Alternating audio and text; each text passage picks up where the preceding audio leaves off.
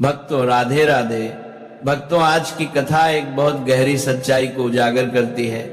वह सच्चाई जो हर माता पिता के दिल से जुड़ी है।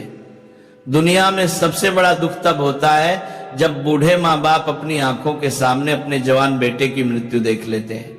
सोचिए, वह पिता जिसने अपने बेटे को गोद में खिलाकर बड़ा किया, उसे चलना सिखाया, पढ़ाया, हर मुश्किल में उसके लिए ढाल बनकर खड़ा रहा, वही पिता एक दिन उन्हीं हाथों से अपने बेटे का अंतिम संस्कार करे, इससे बड़ा दर्द और क्या होगा।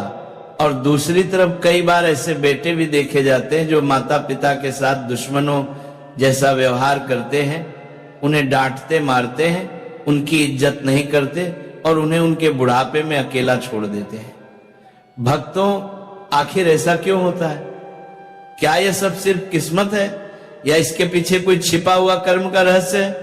देवलोक में एक दिन अग्नि, वरुण, बृहस्पति, शुक्र, यम, शनि सहित सभी देवता एक साथ बैठे थे और ज्ञान की चर्चा कर रहे थे। सभी देवता सवाल पूछ रहे थे और जिनके पास उत्तर होता वो जवाब बोलते थे। जब अग्निदेव की बारी आई तो उन्होंने बहुत महत्वपूर्ण प्रश्न पूछा, हे देवगण, वह कौन सी संतान होती है जिसकी मृत्यु माता पिता की आंखों के सामने हो जाती है? और वह किस प्रकार के पुत्र होते हैं जो अपने माँ बाप को इस संसार में दारुण दुख देते हैं, उन्हें प्रताड़ित करते हैं? अग्निदेव का प्रश्न सुनते ही पूरा देवलोक चुप हो गया। सारे देवता सोच में पड़ गए कि इतना भयानक और पीड़ादायक दुख क्यों होता है।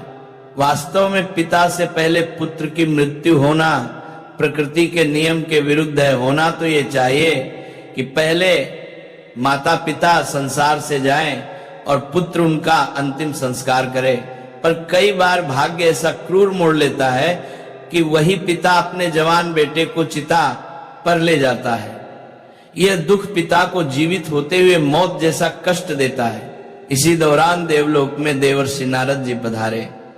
सारे देवताओं ने खड़े होकर उनका सम्मान किया। नारद जी बैठे और बोले, हे देवगण, किस विषय पर उद्विग्न हो?